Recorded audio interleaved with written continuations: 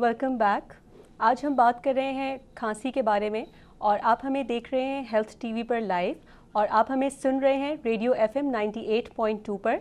आप हमें कॉल कर सकते हैं 021353057778 पर और आप हमसे फेसबुक पर भी राब्ता कर सकते हैं facebook.com/healthtv.tv पर।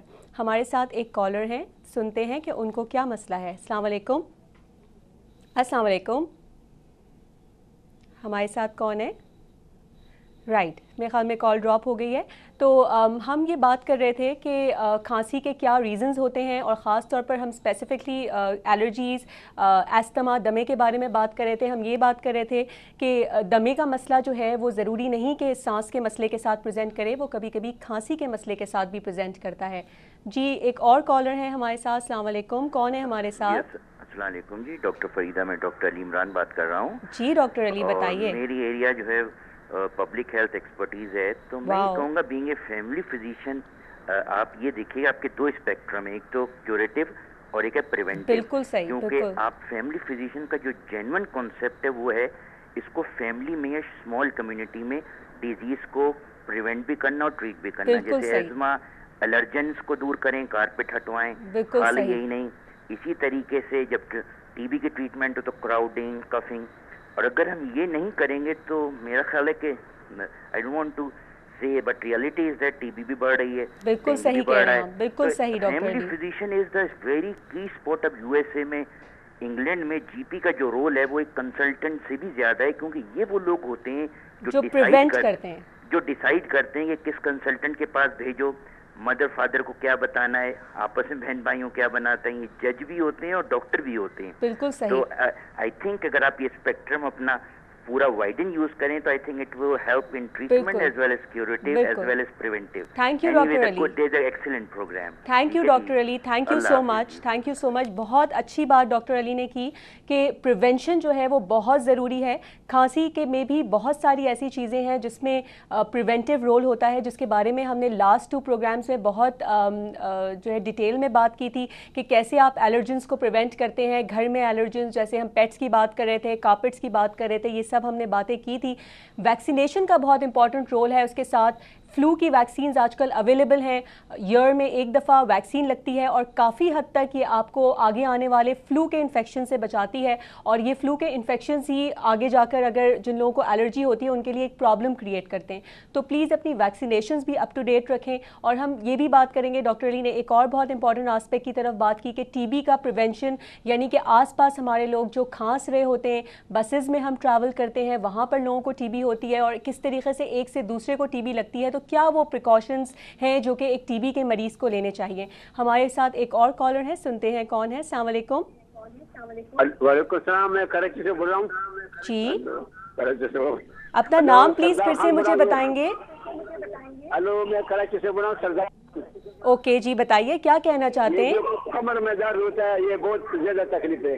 क्या तकलीफ दे है? सॉरी, कमर में दर्द होता है ना, जो ना दर्द होता है, यहाँ उठ नहीं सकता है, बैठ नहीं सकता है। अच्छा, उम्र बताएंगे आप अपनी? जी, उम्र बताइए। जी जी, ये कमर में जो दर्द होता है ना। अच्छा, आप अपने टीवी का वॉल्यूम प्लीज थोड़ा सा स्लो कर दें, शायद आप मेरी आवाज़ सुन नहीं पा रहे हैं।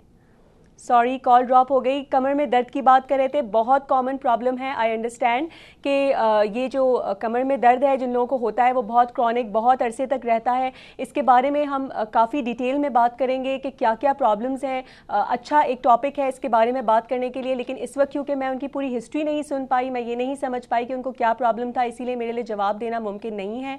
इस वक्त एक और कॉलर है हमारे साथ। अस्सलाम वालेकुम। हेलो, अस्सलाम वालेकुम। मैडम, मैं पहले गुटखा खाता था ना, अब छोड़ दिया हूँ, फिर भी जो है ना खांसी भी हो रही है और जो है ना नींद भी नहीं आ रही है। अच्छा, गुटखा आपने खाना कब छोड़ा है, कितना टाइम हुआ है? मैंने गुटखा छोड़ा है को 2 महीने हो गए ना। ओके, ठीक है। और आपको खांसी होती है? आपको खांसी होती है? हेलो, आप जी, कॉल फिर ड्रॉप हो गई है। प्लीज़ आप लोग अपने टीवी के वॉल्यूम स्लो कर दें, मेरे ख्याल में इस वजह से कॉल ड्रॉप हो जा रही है। इतने इंपॉर्टेंट इश्यूज़ की तरफ आप लोग हाईलाइट करें और मैं चाहती हूँ कि आपके तमाम सवालात के जवाब दूँ, जो भी प्रॉब्लम्स हैं। बहुत अच्छी बात इन्होंने की है, गुटखा छोड़ दिया है, 1 महीना हो गया है, यकीनन नींद नहीं आ रही है। उसका एक रीज़न ये हो सकता है कि जब बहुत अरसे तक आप कोई नशा आवर चीज़ इस्तेमाल करते हैं तो जब वो छोड़ते हैं तो उसके विड्रॉल इफ़ेक्ट्स होते हैं और इस तरह के प्रॉब्लम्स जो कि नींद नहीं आना, काम में ध्यान नहीं लगना, कंसंट्रेशन कम होना, गुस्सा बहुत ज़्यादा आना, इरिटेबिलिटी होना, ये सब चीज़ें आम होती हैं और इसका इलाज है। प्लीज़ डॉक्टर के पास जाएं, उनको बताएं कि ये प्रॉब्लम्स आपको हो रहे हैं ताकि वो आपको हेल्प कर सकें कि ये जो भी आपकी अलामतें हैं वो बेहतर तौर पे उसका हल बता सकें। हमारे पास एक और कॉलर हैं। अस्सलाम वालेकुम। वालेकुम सलाम डॉक्टर साहब। जी, कौन है हमारे साथ? डॉक्टर साहब मैं अकरम बोल रहा हूँ लाहौर से। जी अकरम, बताइए। डॉक्टर साहब मेरा बेटा है, उसकी उम्र तकरीबन 2 साल है जी। तो एक तो उसको विटामिन डी की कमी है, वो आम मसलन बच्चों से ना उसका ना कद छोटा है। तो दूसरा उसके ना नजला जुकाम अक्सर रहता है, रेशा उसके ना वो गला खराब रहता है। तो डॉक्टर साहब के इलाज तो करवा रहे हैं लेकिन उससे ना वो डॉक्टर कहते हैं जब तक इसकी ये विटामिन डी दूर नहीं हो जाता ना जी, उस वक्त तक ना इसका वो ये सिलसिला ऐसे ही गले वाला चलता रहेगा। अच्छा, मुझे बताइए उसको खांसी भी होती है? खांसी होती है लेकिन वो फिर ना इससे कोई एंटीबायोटिक दे देते हैं तो वो चली जाती है, लेकिन 10, 15, 20 दिन के बाद फिर वो शुरू वैसे ही रहता है। क्या उसका वजन ठीक बढ़ रहा है आपके ख्याल में? वो ग्रो ठीक कर रहा है? वजन नहीं बढ़ रहा, तकरीबन 7 माह का था उसका वजन 8 किलो था। अच्छा। अब तकरीबन 2 साल का है, अब भी उसका वजन तकरीबन 9 किलो है। अच्छा, ठीक है। और ये बताइए, सांस की तकलीफ होती है क्या? वो अपने बच्चों के साथ, फ्रेंड्स के साथ खेलता है, दौड़ता है तो सांस तो नहीं फूलता उसका? खेलता है, दौड़ता है लेकिन सांस की नहीं होती, लेकिन गले में उसके ना रेशा सा रहता है। वो खांसी हल्की कभी होती है लेकिन वो 10-15 दिनों के बाद फिर ठीक हो जाता है, फिर 10-15-20 दिन के बाद फिर ठीक शुरू हो जाती है। अकरम साहब, आप हमें टीवी पर देख रहे हैं? हाँ जी, आवाज बंद की। अब मैं please, thank you so much Akram साहब। आप हमें अब आवाज़ खोल सकते हैं और हमें टीवी पर देखिएगा, मैं आपको जवाब देती हूँ आपके इस मसले का। थैंक यू डॉक्टर जी। अकरम साहब के बच्चे को भी ऐसा लगता है, इतनी देखें एलर्जीज़ कॉमन है कि हर सेकंड कॉलर जो कॉल कर रहा है मुझे ऐसा लगता है कि एलर्जी का मसला है ये। एलर्जी का मसला आम तौर पे जनरली उसकी विटामिन डी की कमी से कोई एसोसिएशन नहीं है। ये बिल्कुल ठीक बात नहीं है कि जब तक कि विटामिन डी का इलाज ना हो जाए, ये गले के मसले को आप ना उसकी तरफ ध्यान दें और उस अलामत को आप वैसे ही छोड़ दें, बच्चे को खांसने दें, बच्चे को नज़ले में रखें आप। ये बिल्कुल ठीक बात नहीं है, क्योंकि बच्चा अगर खेल भी रहा है उसके बावजूद अगर उसको नज़ला रहता है, नाक बंद रहती है, तो यकीनन वो बच्चे को प्रॉब्लम हो रहा है। वो बच्चा जब खेलेगा उसका सांस थोड़ा बहुत फूलेगा, वो उतने अच्छे तरीके से अपने जो डेली के फंक्शंस है, डेली के कामकाज, वो वैसे नहीं कर सकेगा। उसकी ग्रोथ अफेक्ट होगी, वो आहिस्ता आहिस्ता जो है वो आप देखेंगे कि उसमें वो बातें नहीं होंगी जो उसकी उम्र के हम उम्र बच्चों में दूसरों में होंगी। तो प्लीज़ ये जो नज़ले का प्रॉब्लम है, अगेन जैसे मैंने कहा था, पहले बताया था मैंने कि इसमें कुछ एंटी एलर्जिक्स होते हैं जो कि बच्चों को देने से ये नज़ले का मसला बेहतर होता है।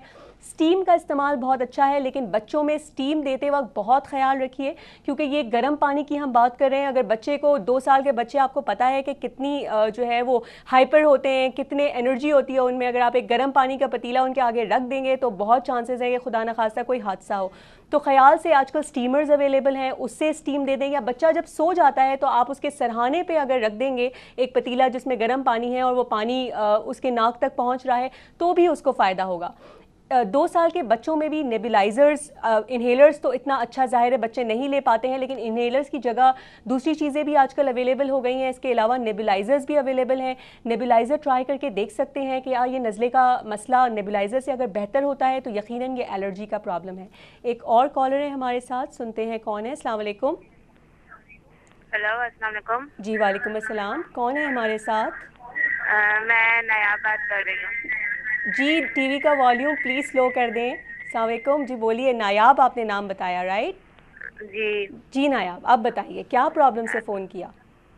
मेरी ये प्रॉब्लम है कि मेरे सर में बहुत दर्द रहती है, हर रोज़ लगातार होती है, और दूसरा मेरा जुकाम नहीं जाता। अच्छा। जुकाम की वजह से आंखों में पानी, और जैसे कोई खाना बना रही तो छींके आएंगी, तो ये क्या वजह है इसकी, मुझे आप बताएंगे? नायाब, एज बताएंगे आप अपनी? एज मेरी है 18 साल। अच्छा नायाब, ये बताइए कि क्या ऐसा होता है ये सर का दर्द जब आप झुक के उठती हैं या अपनी पोजीशन चेंज करती हैं, एकदम से आप लेटी हुई और उठे तो ये आपको सर का दर्द अचानक से हो जाता है? जी, जैसे दोपहर में मैं सोई हुई उठूंगी ना तो अचानक वाकई मेरा सर दर्द होना शुरू हो जाता है। अभी भी मेरा सर दर्द हो रहा था। हर रोज मैं मतलब कि 2 मेडिसिन खाती हूँ सर दर्द की, तब जाके ये सर मेरा सही होता है और चक्कर आना शुरू होते हैं जैसे उठती हूँ तो। नायाब, अब आप हमें प्लीज़ टीवी पर देखते रहिएगा, मैं ऑन एयर आपके सवाल का जवाब देती हूँ। नायाब, जिस सर के दर्द के बारे में बात कर रही हैं वो साइनसाइटिस हो सकता है। इसके बारे में हमने बात की थी कि आपके फेस में कुछ खाली जगह होती हैं जिसको साइनसिस कहा जाता है, और उसकी झिल्ली की सोजिश की वजह से, इन्फ्लेमेशन की वजह से ये मसला होता है। और फिर सर में दर्द, जो कि आम तौर पे जब आप सजदे की पोजीशन से उठते हैं या आप लेटे हुए हैं और आप उठते हैं तो एकदम से ये सर का दर्द होता है। इसके साथ एसोसिएटेड जो मसले होते हैं वो भी नायाब बता रही थी कि उनको नज़ला रहता है, तो ये साइनसाइटिस का मसला हो सकता है। जो मैं पहले चीज़ें बता रही थी जिसमें स्टीम का इस्तेमाल शामिल है, एंटी एलर्जिक्स का इस्तेमाल शामिल है, ये सब चीज़ें आप ट्राई कर सकते हैं। नाक के स्प्रेज भी हमारे पास अब अवेलेबल हैं जो कि एक लंबे अरसे तक आप ले सकते हैं, लेकिन अपनी डॉक्टर के हिदायत के मुताबिक हर नाक का स्प्रे एक लंबे अरसे तक नहीं लिया जा सकता, तो यकीनन अपने डॉक्टर से पूछ के ये स्प्रे इस्तेमाल करें। जी, एक और कॉलर है हमारे साथ, सुनते हैं कौन है। अस्सलाम वालेकुम। जी, कॉल ड्रॉप हो गई है। एक और कॉल है। अस्सलाम वालेकुम, कौन है? वालेकुम अस्सलाम डॉक्टर साहब, सीमा नजम बात कर रही हूँ। जी सीमा, बताइए। मेरे हस्बैंड को जो है साइनस प्रॉब्लम भी है। तो ये होता है कि आजकल उनकी नाक बंद हो रही है। ओके। थोड़ा सा मतलब खुल जाती है नाक, बट ये होता है कि नाक बंद हो जाती है। ज़्यादातर मेजोरिटी में नाक उनकी बंद हो रही है और इसकी वजह से उनको काफ़ी प्रॉब्लम होता है। सीमा, क्या वो मैं स्टीम का इस्तेमाल बता रही थी, उन्होंने लिया है स्टीम का इस्तेमाल? स्टीम लेते हैं वो, और वो जो एक वो होता है ना नाक का स्प्रे, नाक के स्प्रे की बात करें, नाक के स्प्रे भी यूज़ करते हैं। बट ये है कि उनका बिल्कुल अभी आजकल तो काफ़ी हो रहा है, या तो उनका डस्ट एलर्जी की वजह से हो रहा है। जी बिल्कुल। हमारे साथ ही रहिएगा। आप हमें क्या टीवी पर देख रहे हैं? जी हाँ बिल्कुल। जी, तो मैं ऑन एयर आपके सवाल का जवाब दे रही हूँ। Thank you. ठीक, तो सीमा हमसे बात कर रही थी, साइनसाइटिस के बारे में ही बात कर रही थी, नाक के मसले, नाक की एलर्जीज़ के बारे में ही बात कर रही थी, स्टीम, दूसरा नाक के स्प्रेज। देखिए, जब भी ये अटैक होता है ना, साइनस का जो प्रॉब्लम होता है, ये एलर्जीज होती हैं ना साइनस की, ये क्योरेबल हम नहीं कह सकते हैं। 100% इसका इलाज मुमकिन नहीं होता है। ये मसले ऐसे होते हैं जो वक्ती तौर पर सीजनल चेंजेस की वजह से आते हैं, और उसके बाद जो है वो अगर आपने दवाओं का इस्तेमाल किया या अपने जो आसपास इन्वायरमेंट में से वो एलर्जेंस हटा दिए। डॉक्टर अली बहुत इंपॉर्टेंट बात कर रहे थे कि एलर्जेंस की बात कर रहे थे, जो प्रिवेंशन भी है और एक तरह से जिन लोगों को एलर्जीज होती हैं उसका क्योर भी है। क्योर तो नहीं कहूँगी, लेकिन कंट्रोल किया जा सकता है उन सिम्टम्स को। अगर आसपास कारपेट है, मोटे कर्टन्स लगाए हुए हैं आपने अपने रूम में, उनको हटा दें। पेट्स वगैरह जो है वो उसका देखें कि अगर कोई पेट से हो रहा है, डस्ट को अवॉइड करें। डस्ट ज़ाहिर आप बाहर तो नहीं अवॉइड कर सकते, लेकिन घर में कम से कम अवॉइड करें। एंटी एलर्जिक्स, नाक के स्प्रे, ये सब चीज़ों का इस्तेमाल करें। हम अगली दफ़ा फिर से इसी तरह का कोई एक इम्पॉर्टेंट टॉपिक लेकर हाजिर होंगे। हमारे साथ ही रहिएगा। कल जो है वो doctor Jahanzeb Mughal oral cancer के बारे में बात करेंगे, और हमारे एंटी ड्रग्स डे भी ऑब्जर्व किया जा रहा है, तो उसके हवाले से फिर से याद रखिए, स्मोकिंग से भी खांसी हो सकती है। इसी के साथ हम अपना प्रोग्राम यहीं पर वाइंड अप करते हैं। अल्लाह हाफ़िज़।